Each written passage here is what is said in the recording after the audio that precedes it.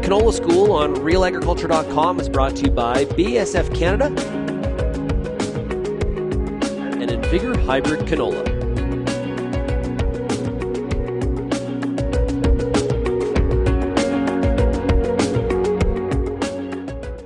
Shaun Haney here with RealAgriculture.com, and it's time for another episode of the Canola School. And we're joined today by Allana Lewchuk. She is a technical service specialist with BASF based in Canola, Saskatchewan. Allana, great to have you here on the Canola School. Hi, thanks for having me.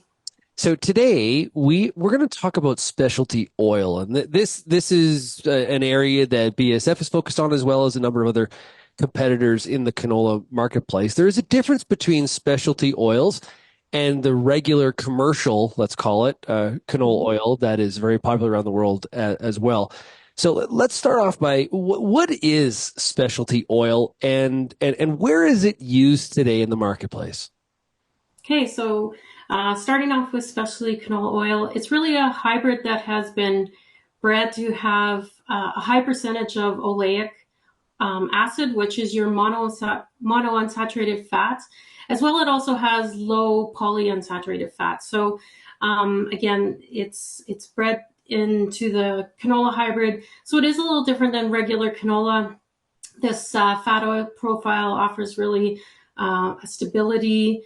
It has high heat stability, as well as extension in longer longevity, I guess, if I want to put it that way, in from a shelf life standpoint. So it's a little different than regular canola. So again, don't get me wrong, regular canola is a healthy oil for consumers as well. So just really where this differentiates itself is, again, that it has this high oleic acid, which this monounsaturated fats is really key from a high smoke point. It allows food manufacturers and restaurants to be able to fry at a high temperature, and that high heat. It's when it's cooked at that high heat, we call it a high smoke point, that it really maintains the quality without altering the taste of that food. You kind of ask, why is it being used today? So I think it really goes back to labeling of trans fats. So back in 2005, I believe it was, that there was a regulation come into place where food manufacturers needed to label trans fats. So this high oleic oil really comes to the market with it's high in unsaturated fats, it's low in saturated fats, and most importantly, it has zero trans fats. Is there any difference in how the high oleic canola, the specialty oil, and say a regular commercial oil, is it how it's produced? Is it crushed differently, or is it the same?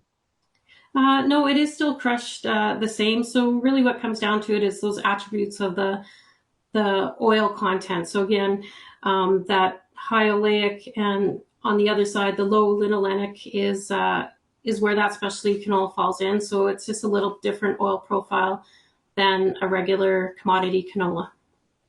And when we talk about the use, it could be, in a bottle that you buy in the grocery store, or food manufacturers or the restaurant trade using that product because of some of the features you talked about, flash point, smoke point, things like that.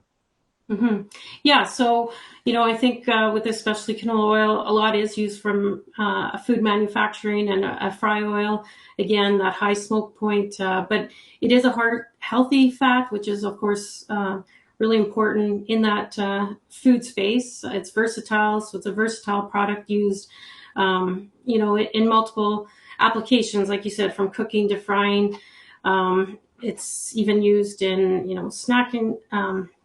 Snack foods and of course in food manufacturing. And then again, that longer shelf life is what is really key as well for those end use customers. Yeah.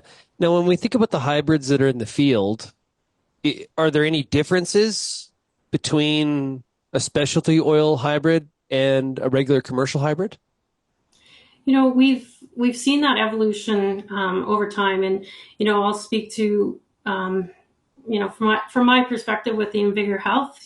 We introduced our first health hybrid back in 2008.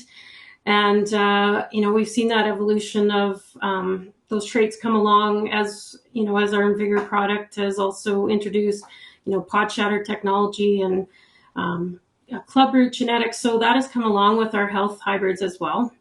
So from a grower standpoint, these especially canolas that are offered in the market today are truly, performing up there with the regular commodity canola that's grown today. Yeah. So that yield drag, like what you're talking about there, the yield drag that we maybe saw it years ago, that gap's been closed.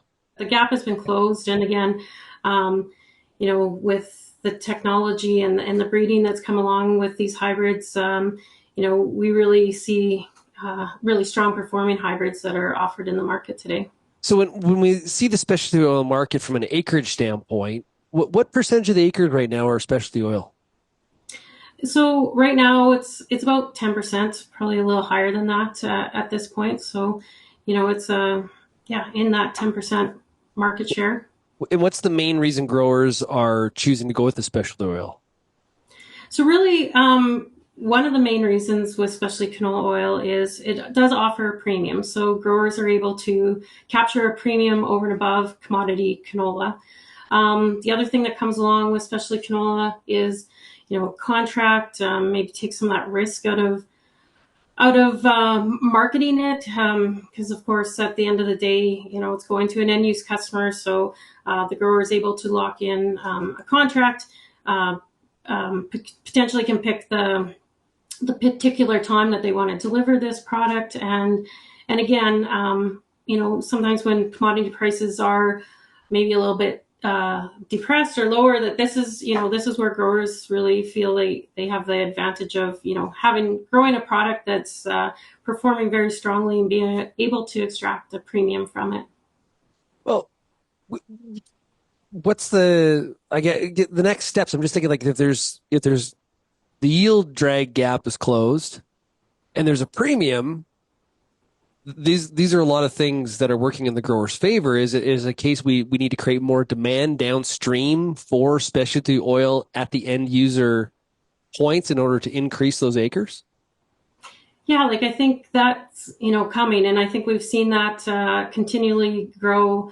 The expansion of the high oleic, especially canola oil, the demand is certainly there. So I think we've certainly seen this continue to grow over the last number of years, and more interest. I feel like conversations I'm having, more interest from growers in growing this product, and so therefore that would translate into more acres, and therefore from an end use customer, there's more production available.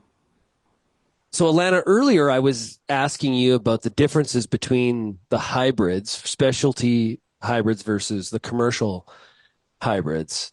Are there a lot of hybrid options when it comes to specialty oil varieties? Yeah, growers have options. There's options. There's Roundup Ready technology. There's Liberty Link technology. There's Clearfield. So growers do have options. There is multiple companies that have a player in this market, in this high oleic market, and so growers do have choices. Okay, cool. When it comes to Invigor Health, growers can obviously talk to Cargill or Richardson's.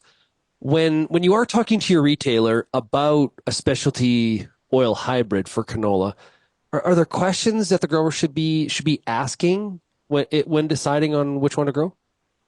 Yeah, to really determine whether this hybrid is right for you. And I think maybe some things I would expand on is just making sure you're prepared for growing, especially canola oil. So with that, it is identity preserved. So maybe I didn't mention that before, but it does need to be binned separately, separate than your commodity canola. So I think it's always important for growers to remember that if they're planning to grow specialty canola, that they need that bin space. So it's forward thinking to the end of that growing season as where you're going to store this until that crush plant is ready to call for it. One other maybe tip would be is thinking about controlling those volunteer canolas. So again, we talked a little bit about that oil profile and how, especially canola oil profile is different than a regular canola oil profile. So you got to think about that. If I'll use the example of if you're an InVigor grower, regularly growing, commodity InVigor, and now you plan to grow a specialty InVigor Health hybrid, you want to take into consideration, really managing those volunteers ahead of time, because you don't want regular volunteer commodity canola coming into your crops, right, and altering that oil profile. So it's important to use, a pre-seed burn off like a certitude plus glyphosate to really manage, and that includes, of course, all herbicide tolerant volunteer canola. Get that crop off to a clean start, and be ready for your season. But aside from that, everything is very similar. That you're treating that crop exactly the same until it goes in the bin. Well, Allana, thanks so much for joining us here today on the Canola School. Thank you, Shaun. I really appreciate you including me today to have this talk.